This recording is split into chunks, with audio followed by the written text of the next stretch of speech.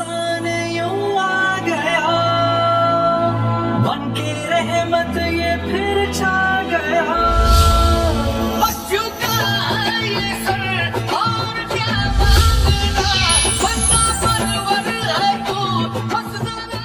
अस्सलामु अलैकुम वरहमतुल्लाहि वबरकातुहू। जी नाज़रीन, आप देख रहे हैं इंडियन न्यूज़। मैं हूं आपका मेज़बान कारी उमर वक़ास। फ़ज़ीलत रमज़ान के हवाले से हमारी लाइव ट्रांसमिशन का सिलसिला जारी और सारी है। हमारे साथ आज स्टूडियो में मौजूद हैं अल-उस्ताज़ अब्दुल रज़ाक़ ज़ाहिद गुम्मन, फ़ाज़िल अल-जामिया अल-इस्लामिया मुदर्रिस मस्जिद नबी व मदीना मुनव्वरा, अल-उस्ताज़ इमाम Bukhari international Islamic university मदीनतुल Uloom. मैं उनको अपने स्टूडियो में खुशामदीद कहता हूँ। और आज का सिलसिला हमारा सवाल और जवाब की नशिस्त में जो आम मुसलमान को रोज़मर्रा की बुनियाद पर जिन मसाइल का सामना है, आज हम उसको डिस्कस करेंगे। उम्मीद है इंशाअल्लाह कि वो आप लोगों की, हमारी हर सुनने और देखने वाले की इस्लाह का ज़रिया बनेगा। और हदीस के मुताबिक कि अगर आपने एक बंदे को भी राह रास्त पे ले आए, फ़वल्लाहि अन यहदिया रजुलन वाहिदा, तो उसके लिए जन्नत में जाने के लिए काफ़ी है, या बेहतर है कि 100 सुर्ख ऊँटों से कि वो अल्लाह के रास्ते में सदका करे कि वो एक आदमी को राह रास्त पे ले आए। तो आइए चलते हैं अपने मुअज़्ज़ज़ मेहमान की तरफ। जी शेख, मेरा पहला सवाल ये होगा, रमज़ान हो या गैर रमज़ान हो, ईद हो या कोई भी एक चाँद देखने की जो मसनून दुआ है, उसके बारे में हमारे नाज़रीन को आगाह कीजिए। बिस्मिल्लाहिर्रहमानिर्रहीम। अल्हम्दुलिल्लाह वस्सलातु वस्सलामु अला रसूलिल्लाह व अला आलिहि व सहबिहि व मन वलाहु व बाद। बहुत बहुत शुक्रिया कारी साहब। चाँद देखने की दुआ इमामुल अंबिया मुहम्मद रसूलुल्लाह सल्लल्लाहु अलैहि वसल्लम से जो साबित है, कोई भी चाँद, वो रमज़ान का हो, वो ईद का हो, वो किसी भी इस्लामी महीने का हो, तो अहादीस में हसन दर्जे की सनद के साथ ये मौजूद है। अल्लाह के रसूल सल्लल्लाहु अलैहि वसल्लम ने फरमाया, चाँद देखो तो ये दुआ पढ़ो, अल्लाहुम्मा अहिल्लहु अलैना बिल यमनि वल ईमान व सलामत वल इस्लाम रब्बी व रब्बुकल्लाह। इसका तर्जमा ये है, ए इलाहुल आलमीन, इस चाँद को हमारे लिए अमन, ईमान और सलामती का बना दीजिए और इस्लाम का चाँद बनाकर तुलू फरमाइए। ए चाँद, इस बात पर गवाह रहना कि मेरा और तुम्हारा रब अल्लाह है। गोया कि इसमें अल्लाह ताला की तौहीद और अल्लाह ताला की वहदानियत का पहलू जो है वो निकल आता है। बेशक। अच्छा, ये तो है मसनून दुआ। अब चाँद की अहमियत क्या है? इस हवाले से हमें कायनात के इमाम सल्लल्लाहु अलैहि वसल्लम की हदीस मुबारका से ही सबूत मिलता है। सही बुखारी में हदीस है, अल्लाह के रसूल सल्लल्लाहु अलैहि वसल्लम ने इरशाद फरमाया, सूमू लिरुयतिही व अफ्तिरू लिरुयतिही, कि चाँद देखकर रोज़ा रखो और चाँद देखकर रोज़ा छोड़ो, अफ्तार करो। हाँ जी। और फरमाया फ़इन गुम्मी अलैकुम, अगर तुम्हारे सामने मतला अब्र आलूद हो, बादल आ जाएं, तो फिर क्या करो? तो फरमाया फ़कमिल इद्दता सलासीन, फिर 30 दिन की मुद्दत जो है वो पूरी कर लो। तो इससे पता ये चला कि अब तो खैर सिलसिले कोई नहीं ना, हम लोग छोड़ चुके हैं इस सुन्नत को, वरना हमें अपना बचपन याद है, बड़े शौक़ से चाँद देखा करते थे और एक दूसरे को मुबारकबाद देते थे। चाँद देखना नबी अलैहि सलाम की सुन्नत है। चाँद देखना ये असल चीज़ है। अब अगर अबर आलूद है, मतलब बादल आ चुके हैं, तो फिर 30 दिन जो हैं वो पिछले महीने के पूरे कर लेने चाहिए। ठीक हो गया। अच्छा, ये बताइए कि चाँद देखकर रोज़ा रखना चाहिए। अब रोज़ा हर मुसलमान जो है वो रखता है, ये भी इंशाल्लाह आगे डिस्कस करेंगे कि किन पर रोज़ा फ़र्ज़ है, किन पर रोज़ा फ़र्ज़ नहीं है। लेकिन रोज़ा रखने की कोई मसनून दुआ, मसनून तरीक़ा क्या है, वो हमारे नाज़रीन को ज़रा बताएँ। जी क़ारी साहब, मैं इस हवाले से अर्ज़ करना चाहूँगा कि इमाम बुखारी रहमतुल्लाह अलैह ने सही बुखारी में सबसे पहली हदीस जो नक़ल फरमाई, सैयदना उमर रज़ियल्लाहु तआला अन्हु रावी हैं, इन्नमल अमालु बिन्नियात, अमाल का दौर मदार नीयतों पर है, और नीयत असल में दिल के इरादे का नाम है। आप ये देखें, हम रोज़मर्रा ज़िंदगी में जब एक गुफ्तगू करते हैं तो हम कहते हैं फ़लाँ आदमी से बच कर रहना, उसकी नीयत ठीक नहीं। उससे मुराद उस आदमी की ज़ुबान से निकले हुए अल्फाज नहीं है, बल्कि उससे मुराद उसके दिल का इरादा है। तो नीयत दिल के इरादे का नाम है। اس وقت جو بھی گھڑی پر وقت ہے جب روزہ افطار ہوگا، ہمارا ابھی سے ارادہ ہے کہ ہم انشاءاللہ اللہ کی توفیق سے اس روزے کو افطار کریں گے۔ اس وقت جو بھی گھڑی پر وقت ہے، آگے جو بھی نماز آنے والی ہے، ابھی سے ہمارا ارادہ ہے کہ ہم نے وہ نماز ادا کرنی ہے۔ اس کے ساتھ ساتھ اس کا مطلب یہ ہوا کہ اصل نیت دل کا ارادہ ہے۔ یہ جو الفاظ ہیں وَبِالصَّوْمِ غَدٍ نَوَيْتُ مِن شَهْرِ رمضان، ان کا ثبوت اول تو صحیح حدیث میں کہیں ہے ہی نہیں۔ دوسری بات یہ ہے کہ یہ لفظی طور پر بھی غلط ہے، میں کل آنے والے روزے کی نیت کرتا ہوں۔ بھئی روزہ تو آج کا رکھا جا رہا ہے، آپ نیت کل کی کر رہے ہیں، یہ بڑی عجیب و غریب سی بات ہے۔ تو دین چونکہ اللہ اور اللہ کے رسول صلی اللہ علیہ وسلم کے فرامین کا نام ہے، خاص طور پر عبادت میں اگر کوئی چیز نبی کریم صلی اللہ علیہ وسلم کے طریقے سے ہٹ کر ہے تو نہ صرف یہ کہ اس کا ثواب نہیں بلکہ الٹا گناہ ہے۔ تو اس مقدس مہینے میں ہمیں ثواب لینا ہے، نہ کہ دین میں اپنی طرف سے اضافہ کر کے الٹا گناہ لینا ہے۔ اچھا، یہ تو ہو گیا کہ مسنون دعا جو ہے اس کی آپ صلی اللہ علیہ وسلم نے جو بتائی ہے، جو طریقہ کار ہے، وہ آپ نے اس کی وضاحت کی ہے۔ اب یہ بتائیے کہ صرف سحری کے وقت دعا کا نہیں، اس وقت کچھ مسائل کا سامنا ہوتا ہے، تو سحری کے جو مسنون عمل ہیں اس کے بارے میں ہمارے ناظرین کو جو بتائیے۔ قاری صاحب، سب سے پہلے میں ایک چیز یہاں ضرور شامل کرنا چاہوں گا کہ فرض اور نفل روزے میں ایک بڑا بنیادی فرق ہے۔ فرض روزے کے لیے شام کو دل میں ارادہ کرنا ضروری ہے۔ صحیح حدیث میں آتا ہے، اللہ کے رسول صلی اللہ علیہ وسلم نے ارشاد فرمایا، من لم یبیت الصیام قبل الفجر فلا صیام لہ، او کما قال علیہ الصلوۃ والسلام، کہ جس نے رات روزے کی نیت کیے بغیر گزاری اس کا روزہ نہیں۔ فرض، یہ فرض روزے کے بارے میں ہے، اس لیے فرض روزے کی نیت شام کو کرنا دل میں ضروری ہے۔ اس کا ایک فائدہ ہے نا کہ اگر آپ صبح سحری کے وقت نہیں اٹھ سکے، یہاں پر یہ بھی ہمارے ناظرین کو بتاتا ہے کہ روزے کا جو ہے وہ تراویح کے ساتھ کوئی تعلق؟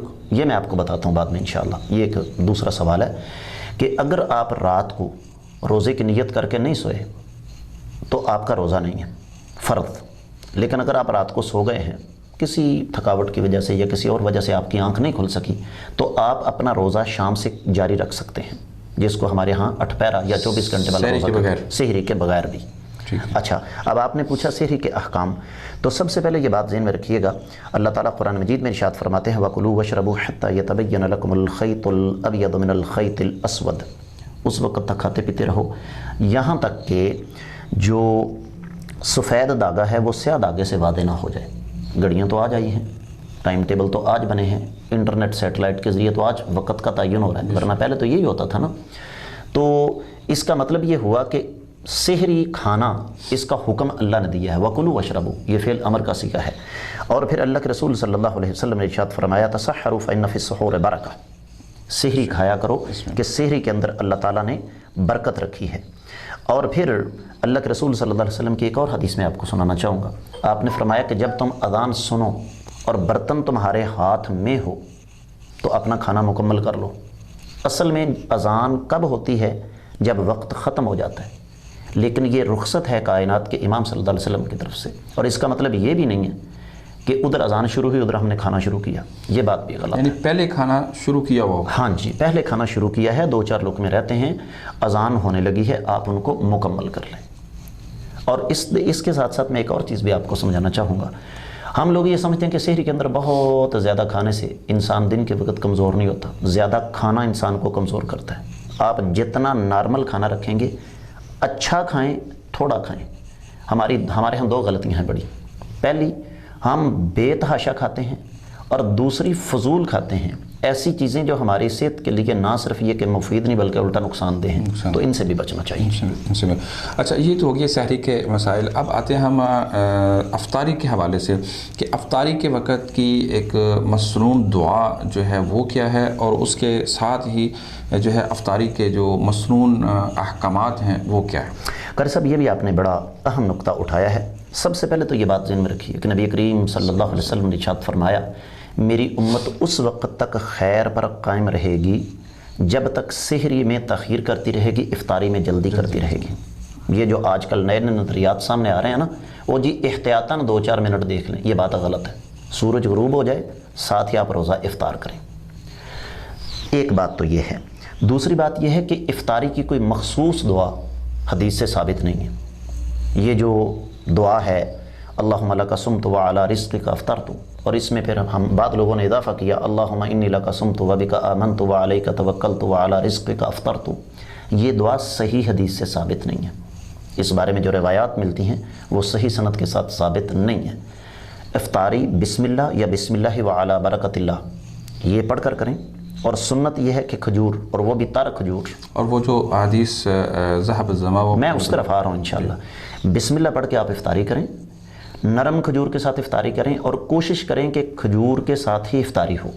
اس میں ایک نئی تحقیق سامنے آئی ہے کہ جو ہی آپ کوئی چیز منہ میں ڈال کر چباتے ہیں تو اس وقت معدے کے اندر زہریلا مواد اکٹھا ہونا شروع ہو جاتا ہے اس چبانے کے ساتھ ہی، اور جو ہی کھجور پیٹ کے اندر جاتی ہے وہ اس زہریلے مواد کو ختم کر دیتی ہے۔ یہ بھی رسول صلی اللہ علیہ وسلم کی حکمت ہے، یہ حکمت ہے ایک۔ دوسری بات ہے کہ یہ جس دعا کی طرف آپ اشارہ فرمانا ہے ذهب الظمأ وابتلت العروق وثبت الاجر انشاءاللہ، یہ افطاری کی دعا نہیں ہے، یہ افطاری کرنے کے بعد کی دعا ہے، یہ افطاری کرنے کے بعد ہمیں پڑھنی ہے۔ اور اس کے ساتھ ساتھ یہاں یہ بھی ذہن میں رکھیے گا کہ افطاری میں بھی بہت زیادہ کھانا پینا یہ صحت کے لیے نقصان دہ ہے۔ سارے دن کا معدہ خالی ہوتا ہے، جب آپ یکدم اس پر بوجھ ڈالتے ہیں تو اس سے کئی بیماریاں جنم لیتی ہیں۔ اور ایک موجودہ حالات کی مناسبت سے میں عرض کرنا چاہوں گا، چونکہ وطن عزیز پاکستان بلکہ ساری دنیا میں ہر قسم کے لوگ ہیں، امیر بھی ہیں غریب بھی ہیں، ایک غلطی ہمیں کبھی نہیں کرنی چاہیے کہ ہماری ایک بہت بڑی تعداد ایسی ہے جو افطاری کے سامان کی تصویریں لے کر سوشل میڈیا پر ڈالتی ہے۔ یہ غریبوں کا مذاق اڑانے کی مترادف ہے، ایسا نہیں کرنا چاہیے، ایسا نہیں کرنا چاہیے۔ آگے چلیے۔ اچھا شیخ، یہ بتائیے گا کہ سحری اور افطاری کے درمیان کچھ وقت جو ہے وہ مسلمان کو درپیش ہوتا ہے، اس دوران روزہ دار کے لیے جو جائز امور ہیں وہ ہمارے ناظرین کو ذرا بتائیے گا۔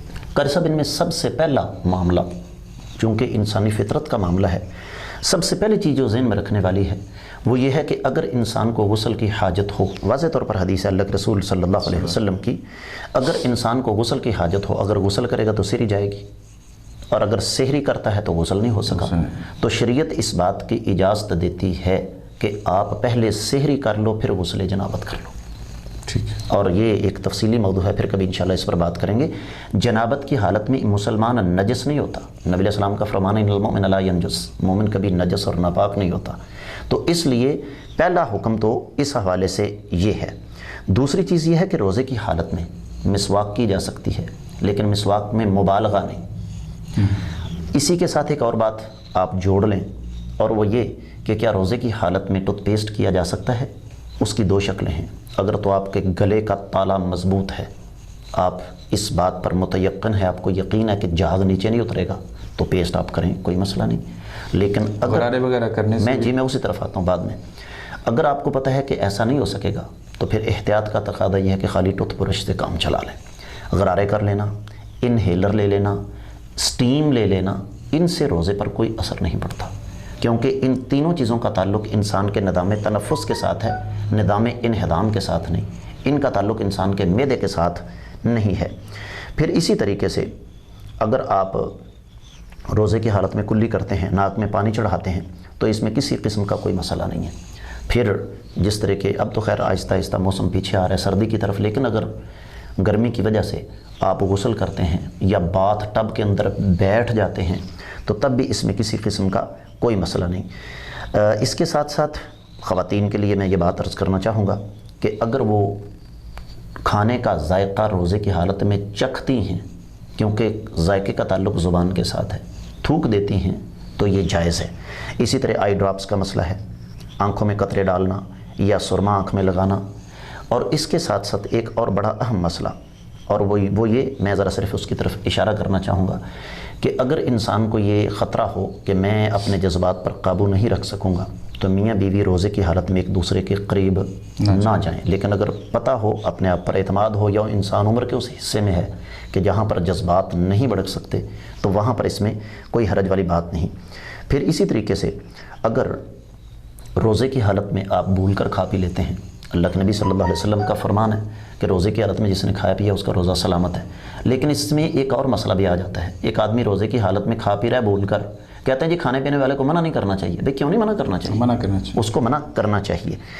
اسی طریقے سے روزے کی حالت میں اگر ضرورت پیش آ جائے تو آپ پچھنے، یہ جس کو کہتے ہیں حجامہ کروانا، پرانے زمانے میں جونکیں لگتی تھیں ٹھیک ہے، یہ نبی علیہ السلام کے دور سے چلا آ رہا ہے، اور اسی کے ساتھ ایک اور مسئلہ اٹیچ ہو جاتا ہے، اور وہ یہ کہ اگر باامر مجبوری ٹیسٹ کرنے کے لیے خون نکلوانا پڑ جائے روزے کی حالت میں تو کوئی حرج والی بات نہیں۔ اگر جسمانی کمزوری نہیں آتی، آپ خون کا عطیہ بھی روزے کی حالت میں دے سکتے ہیں۔ انجیکشن دو قسم کا ہے، ایک طاقت کا، ایک عام انجیکشن لگوانے سے روزہ نہیں ٹوٹتا، لیکن طاقت کا انجیکشن جس طرح کہ آپ نس کے اندر، ورید کے اندر کوئی بوتل وغیرہ ڈرپ وغیرہ لگواتے ہیں جس سے تقویت ملتی ہے، تو یہ جائز نہیں ہوگا۔ یہ تو جائز امور تھے۔ اب ہمارے ناظرین کو لاسٹ کے اندر شارٹ وہ اہم مسائل کہ جن سے روزہ جو ہے وہ فاسد ہو جاتا ہے، ٹوٹ جاتا ہے، وہ کون سے اہم امور ہیں جن سے روزہ فاسد ہوتا ہے؟ یقیناً قاری صاحب یہ ایک بہت بڑا مسئلہ ہے اور بڑا اہم مسئلہ ہے۔ سب سے پہلے جان بوجھ کر کھانا پینا، اب اس پر قرآن